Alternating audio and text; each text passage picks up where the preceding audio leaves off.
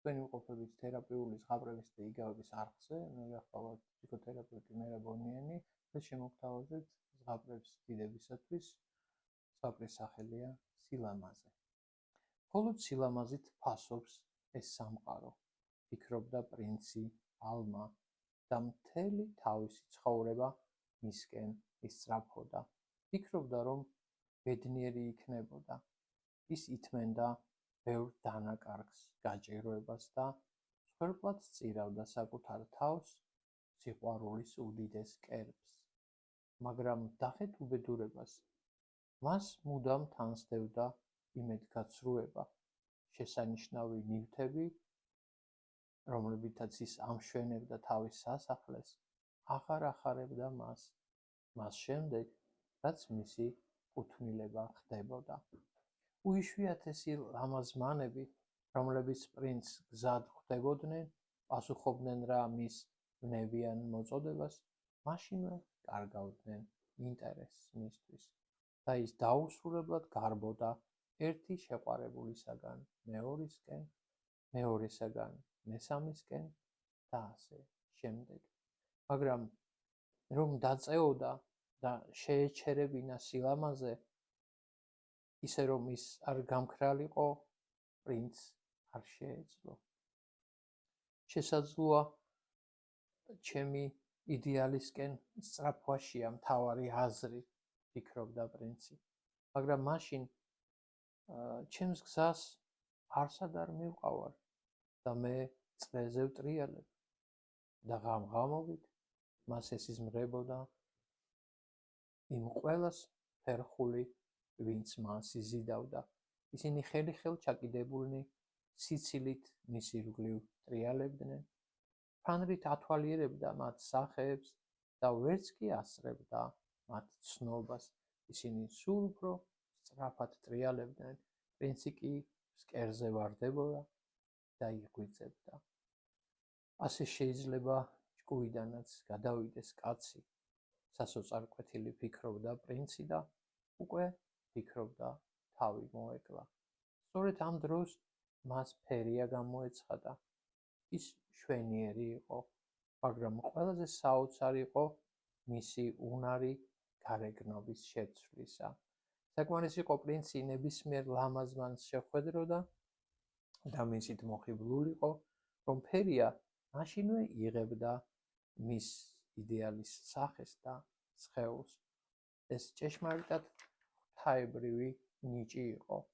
თუ გავითვალისწინებთ, რომ პრინცს უკვე სრულად ჰქონდა ძალა გამოცლილი და მხოლოდ მის ყურვალე თვალებს შეეძლოთ დადევნებოდნენ ხელიდან გამსხტომ ჩვენებებს. მითხარი ვინ ხარ და მადლობა როგორ გადაგიხადო, ეკითხებოდა პრინცი და ფიქრობდა, რომ ბოლოს და ბოლოს ბედნიერება მოიპოვა.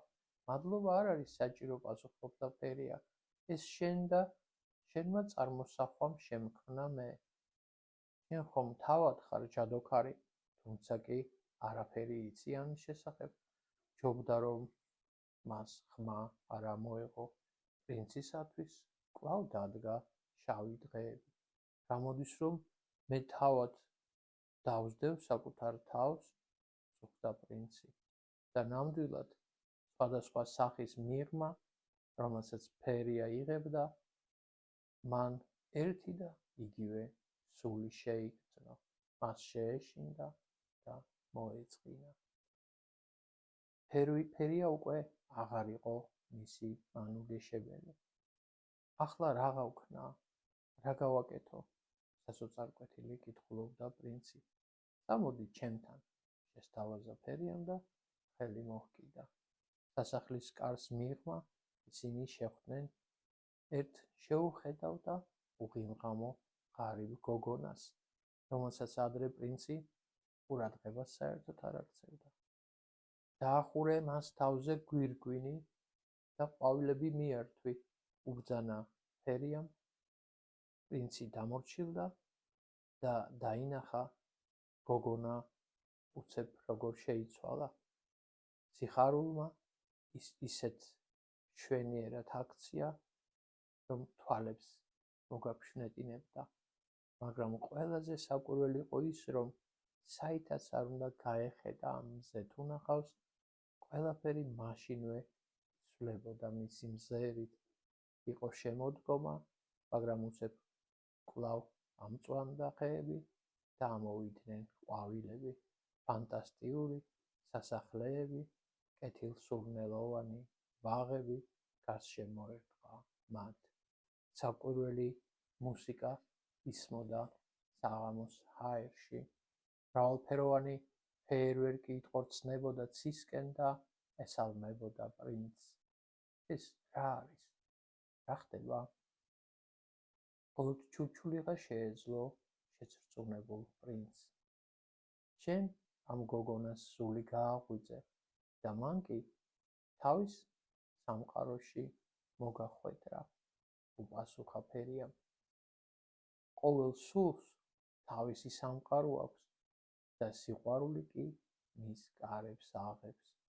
როგორც ხედავ, დედამიწაზე არავინაა ისეთი, ვისაც არ აქვს სილამაზე. რატომღა გაურბოდი საკუთარ თავს? შეჰყვირა პრინცმა.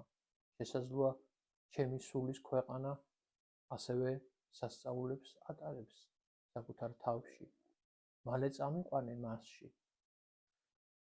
სამწუხაროდ ამის გაკეთება, ამის ძალაუფლება მე არ გამაჩნია. მხოლოდ სიყვარულს შეუძლია კარების გაღება შენი ქვეყნისა.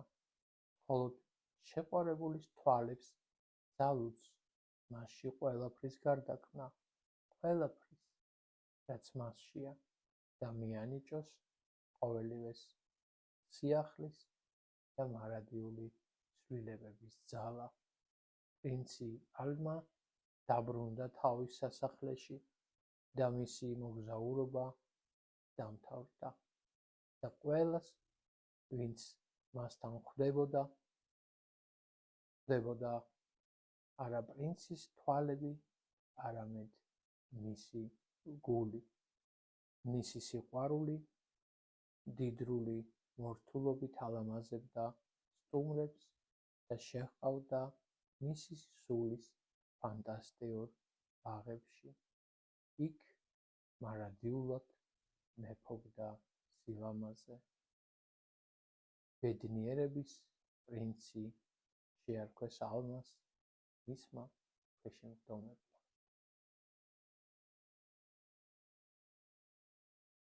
ზღაპარი სილამაზე მე ვთვლი, რომ ძალიან საინტერესოა, იმიტომ რომ აქ არის საუბარი იმაზე, რამდენად ტევადია ადამიანის სამყარო, როგორი საოცარია, შეიძლება ითქვას, რომ სრულყოფილია. აქცენტია გაკეთებული იმაზე, რომ არ არსებობს ადამიანი, რომელსაც არ აქვს თავისი სილამაზე განუმეორებელი და უნიკალური და ძალიან დიდი მნიშვნელობა აქვს თუ როგორ უყურებთ ჩვენ ერთმანეთს. შეგვიძლია აღმოაჩინოთ თითოეულ ადამიანში მისი ინდივიდუალობა, განუმეორებლობა და მისი სილამაზე თუ ვერ ვხედავთ ამას. და იმ შემთხვევაში თუ ჩვენ იმ თვალებით უყურებთ ადამიანს, რასაც სიყვარულის თვალებს ვეძახით, მაშინ მათაც ეძლევა შესაძლებლობა გამოავლინონ თავისი სილამაზე ისეთი ფეიერვერკების სახით, როგორც ამ ზღაპარში იყო აღწერილი. ჩვენთვის საინტერესოა თქვენი მოსაზრებები, დააკომენტარეთ და გამეწერეთ ჩვენი